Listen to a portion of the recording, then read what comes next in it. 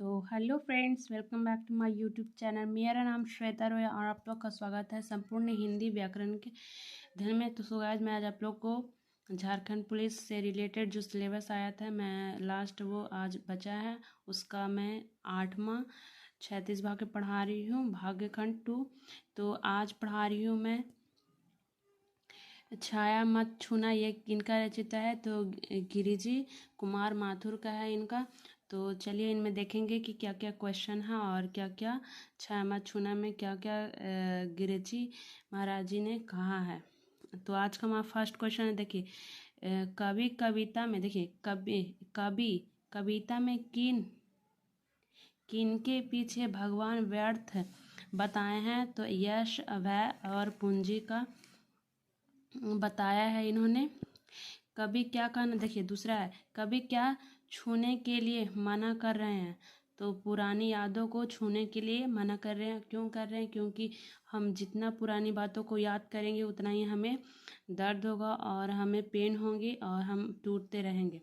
देखिए तीसरा है सुरंग का क्या अर्थ है। तो सुरंग का क्या अर्थ है? रंग बिरंगी, यह कवि ने बताया है सुरंग का अर्थ। फिर यहाँ पे देखिए छवियों की चित्र गद्य से आप क्या समझते हैं। तो कवि बताए हैं चित्र की स्मृति के साथ उसके आसपास के गद्य का अनुभव कराता। मतलब जैसे उसकी छवि देखते हैं तो हमें अनुभव होता है कि हाँ वो मेरे आसपास ही है। नेक्स्ट है देखिए 5वां यमनी। यमनी किसका पर्यायवाची है? तो तारों की भरी चांदनी को रात है, जो रात में अचानक से देखते हैं ना तो तारा बहुत ही प्यारा लगता है, वो होती है चांदनी भरी रात। उसी को कवि जी इसमें बताए हैं। फिर नेक्स्ट है हमारा 6 को, देखिए क्या लिखा हुआ है। कुंतल का क्या अर्थ है? तो कुंतल का मतलब होता है लंबे केश वाली, ऐसा उन्होंने बताया है। फिर नेक्स्ट क्वेश्चन हमारा सरमैया का अर्थ क्या है? तो पूंजी है, सरमैया का अर्थ पूंजी है। फिर नेक्स्ट क्वेश्चन हमारा 8वां कवि ने किन यादों में जीने से मना किया है? तो पुरानी मीठी यादों में जीने के लिए उन्होंने मना किया है। नेक्स्ट क्वेश्चन है 9वां चांदनी रात को देखकर कवि को किसका याद आता है? तो प्रेमिका के केस में गूथे फूल, जो उनकी प्रेमिका थी वो बाल जब बांधते थे तो एक फूल लगा कर रखते थे, उन्हीं को उनको याद आ रहा है। फिर देखिए 10वां पुरानी मीठी यादों में जीने का परिणाम कैसा होता है? तो दुखद होता है, ऐसा कवि जी ने कहा है। नेक्स्ट हमारा 11 कविता में मृग तृण किसे कहा जाता है? तो प्रमुखता को कहा जाता है मृग तृण। नेक्स्ट क्वेश्चन हमारा है 12वां इस कविता में छाया का अर्थ क्या है? तो पुरानी मीठी यादों को याद करना, ऐसा बताया गया है। फिर देखिए 13 है शरद रात किसका प्रतीक है? तो खुशियों का प्रतीक है। जैसे ही देखिए शरद ऋतु आता है ना, वैसे ही सारा चीज़ हरा भरा और बहुत ही सुखमय आनंद आता है उस टाइम, इसीलिए इन्होंने इसका वर्णन किया है। फिर देखिए नेक्स्ट क्वेश्चन है किसे याद करके कवि के मन में मन भाव चित्र उतरते हैं? तो रंगीन बिचरिंग यादों को। नेक्स्ट क्वेश्चन हमारा हर सुख में क्या छिपा रहा है? तो कभी हर सुख में अपने दुख को छिपा रहे हैं, वह दिखाना नहीं चाहते कि मैं कितना दुखी था। फिर नेक्स्ट क्वेश्चन हमारा कभी जीवन में क्या पाने के लिए दौड़ता रहा? तो यश को पाने के लिए कवि जी जीवन में दौड़ते रहे, ऐसा बताया गया है कवि ने। 17 देखिए जब मनुष्य का मन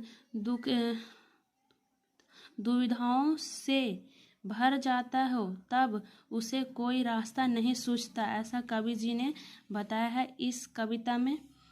नेक्स्ट क्वेश्चन रंग बसंत जीवन के किन दिनों का प्रतीक है? तो सुहाने का मतलब आनंदमय। नेक्स्ट हमारा बसंत के समय फूल ना खिलने का क्या आशय है? तो उचित अवसर का लाभ न मिलना, ऐसा कवि जी ने बताया है कि जैसे बसंत ऋतु है उसमें फूल ना खिले तो समझिए वो पेड़ कुछ न कुछ नुकसान चीज होने वाला है। नेक्स्ट क्वेश्चन हमारा 20 उचित अवसर पर ना मिलकर याद में मिलने वाली सुख कैसी होती है? व्यर्थ होती है, ऐसा कवि जी ने कहा है। नेक्स्ट क्वेश्चन हमारा चित्र गद्य से कवि का क्या आशय था? तो मधुर यादों के साथ उसके आसपास के फैली गध को कवि जी का था। नेक्स्ट क्वेश्चन है, कवि जी ने क्या क्या है, चंद्रिका का प्रतीक अर्थ क्या है, तो जीवन के सुखद क्षण को कहा जाता है। नेक्स्ट क्वेश्चन हमारा, कृष्ण शब्द जीवन के किस पक्ष को उजागर करता है, तो दुखद पक्ष को उजागर करता है। नेक्स्ट है, इस कविता की भाषा क्या है, तो खड़ी बोली, प्रतीकात्मक और लक्षणक है। नेक्स्ट क्वेश्चन हमारा, दुविधा हट साहस क्या है, ऐसा साहस जो दुविधाओं से गृहस्थ हो। नेक्स्ट क्वेश्चन है नंबर 26, पथ का दिखाई ना देना, जब व्यक्ति दुखद ग्रस्ती हो तब वो कोई दिखाई नहीं देता, मतलब कोई साथ नहीं देता।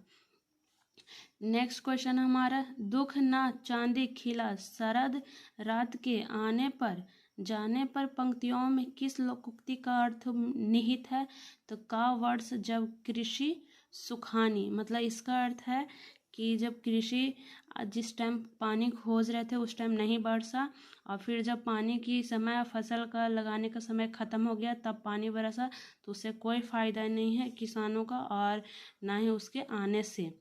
फिर देखिए 28 में, भविष्य वर्ण से कवि का क्या तात्पर्य है, तो आगे बढ़कर भविष्य का वर्णन करना, अपने लक्ष्य को प्राप्त करने के लिए आगे बढ़ना।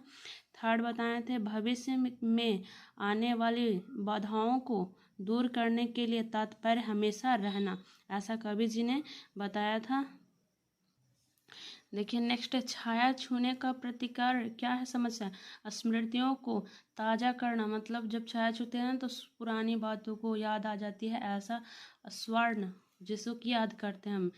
देखिए 13 में है, छाया मत छूना कविता में कौन सा गुण है, तो प्रसाद गुण है। नेक्स्ट हमारा, गिरजी कुमार माथुर का जन्म कहाँ हुआ था, 1918 ईस्वी में हुआ था इनका जन्म। कवि छाया छूने को क्यों मना करते हैं, इस मानने को दुख दोन होता है।